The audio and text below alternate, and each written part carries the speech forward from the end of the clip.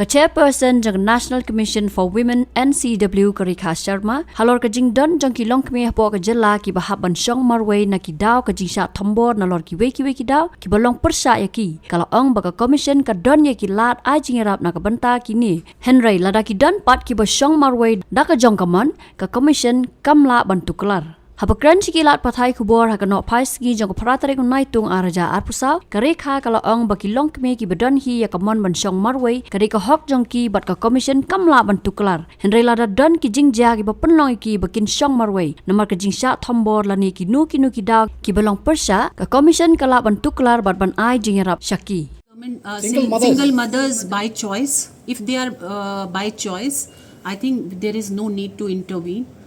If they have become by accident or raped by somebody or forced by somebody, that's a different issue. There we can intervene and help her out. But if they are single mother by choice, that's their right. Maximum not choice. Husband's How do I know? Because I don't have our data. Your commission has done a study. No, we did one this thing in I went to Kerala. One of the research we did in Kerala, but commission has not done any study work. was done.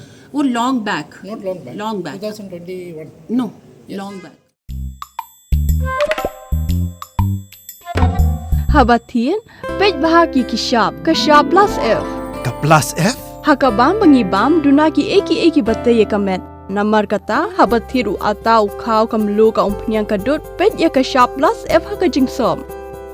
Yaki nutrient kumki vitamin bat ka ayen la aikan diat bat ka bathau bha kam kata ika dur jingki marbam ka jing mat lani ka rukom shed yaki. Balehi banai kita. Kadon ka we ka jing mentoy ba kongsan. Ka kot ka kia. Ka nutrition bakam bha ka jing im bakam bha pendon kam daki marba modon ka sharp plus F menta kasni Lawan Ra Shafi Lingba ko office jong Commissionerate of Food Safety Meghalaya